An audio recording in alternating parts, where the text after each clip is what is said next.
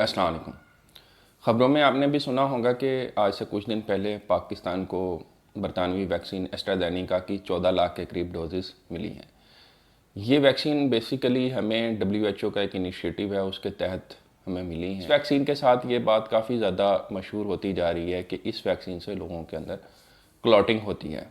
तो आज की इस वीडियो में हम बात करेंगे कि क्या वाकई इस वैक्सीन से क्लॉटिंग होती है, और अगर ये वैक्सीन इतनी बुरी है तो हमने ये वैक्सीन क्यों ली है, और हम अपने 40 साल से ज़्यादा उम्र के जो अफराद हैं उनके अंदर ही ये वैक्सीन क्यों लगवा रहे हैं, और 40 साल से कम उम्र के लोगों में ये वैक्सीन क्यों नहीं लग रही। और अगर आप ये वैक्सीन लगवाते हैं तो आपने किन बातों पर नज़र रखनी है। तो सबसे पहले बात करते हैं कि क्या वाकई इस वैक्सीन से क्लॉटिंग हो रही है।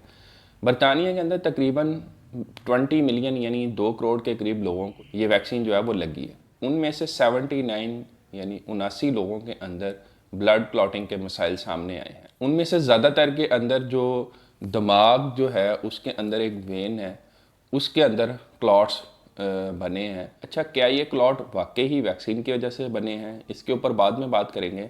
लेकिन ये देखा गया है कि जिन लोगों के अंदर प्लेटलेट्स की कमी थी, खून के ख़ास खुली होते हैं जो कि खून जमाते हैं, उनकी कमी थी, या फिर एक ऐसी स्पेसिफिक एंटीबॉडी उन लोगों के जिस्म के अंदर मौजूद थी जो कि प्लेटलेट्स को आपस में जोड़ती है, यानी खून जमाने वाली खुलियों को आपस में जोड़ती है। तो ये दोनों चीज़ें इन लोगों के अंदर पाई गई जिनके अंदर ये क्लॉट्स बने हैं। इससे हमें ये पता चलता है कि ऐसे लोग जिनके अंदर प्लेटलेट्स की कमी होती है उनको ये वैक्सीन बिल्कुल भी नहीं लगवानी चाहिए। तो आप ये भी कर सकते हैं कि आप अपना सिंपली एक CBC खून का टेस्ट होता है, 200-300 रुपये में हो जाता है, वो वैक्सीन लगवाने से पहले करवा लें। इसके अलावा वो लोग जिनको पहले से कोई ऐसा इवेंट हुआ हो कि उनके जिस्म के अंदर खून के क्लॉट्स बने हों, तो उन्हें भी ये वैक्सीन नहीं लगवानी चाहिए।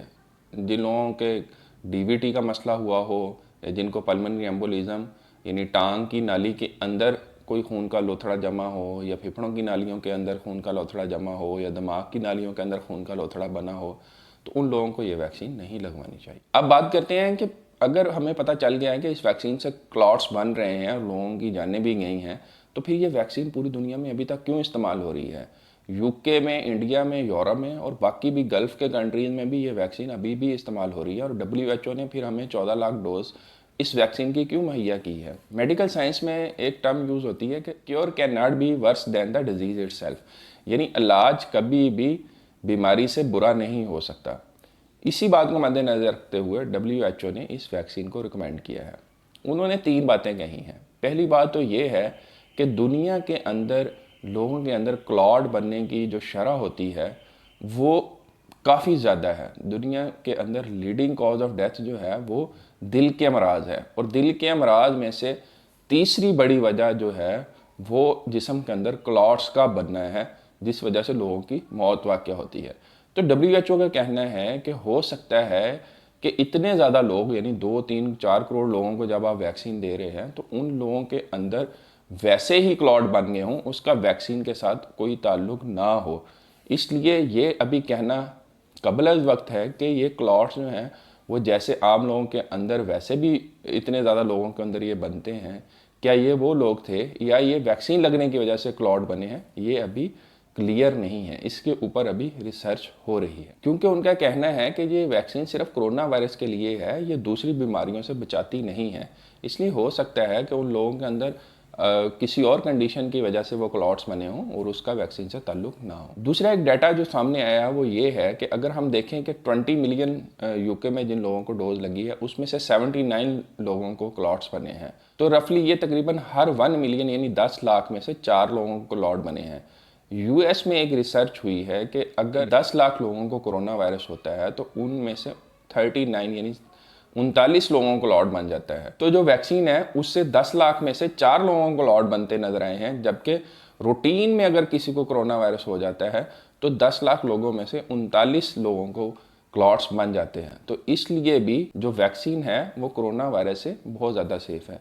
तो इन्हीं बातों को मद्देनज़र रखते हुए WHO अभी भी इस वैक्सीन को रिकमेंड करती है कि ये वैक्सीन लगवाई जाए। अब बात करते हैं कि पाकिस्तान में 40 साल से ऊपर लोगों को क्यों ये वैक्सीन लगाई जा रही है, 40 साल से नीचे लोगों को क्यों नहीं लगाई जा रही। कोरोना वायरस से 40 साल से ऊपर वाले लोगों को ज़्यादा खतरा होता है, जबकि 40 साल से कम उम्र वाले लोगों में कोरोना वायरस का शदीद हमला होने के चांसेस जो हैं वो बहुत ज़्यादा कम है। इसलिए ये वैक्सीन 40 साल से ऊपर वाले लोगों को रिकमेंड की जाती है। आखिर में ये बात करते हैं कि अगर आप ये वैक्सीन लगवाते हैं तो आपने किन अलामात पे नज़र रखनी है, क्योंकि इससे ये ख़तरा है कि ब्लड क्लॉटिंग हो सकती है।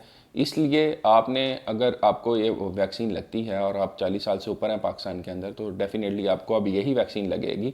तो आपने ये देखना है कि आपको वैक्सीन लगने के 1 माह के अंदर अगर बहुत शदीद सर दर्द हो, सर दर्द वैक्सीन लगने के बाद वैसे भी हो सकता है, लेकिन इतना ज़्यादा शदीद सर दर्द कि आप उसको बर्दाश्त ना कर सकें, तो इसके लिए आपको ज़रूर डॉक्टर से रजू करना चाहिए। फिर आपको कोई सीटी स्कैन वगैरह या एमआरआई आपका करवाया जाए, जिससे पता चले कि खुदा न खास्ता आपको ये मसला तो नहीं हुआ। इसके अलावा छाती में बहुत ज़्यादा दर्द हो, फिर भी टांग कोई फूल जाए या बहुत ज़्यादा दर्द हो फिर भी, और अगर आपके जिस्म के ऊपर नील वगैरह धब्बे वगैरह बनना शुरू हो जाएं, तो फिर भी इन सारी कंडीशंस की सूरत में अगर वैक्सीन लगने के 1 माह के अंदर आपको ये मसला होता है, तो आपने फ़ौरन डॉक्टर को ये बताना है कि मुझे ये वैक्सीन लगी थी और इस वजह से मुझे लग रहा है कि ये मसला हुआ है।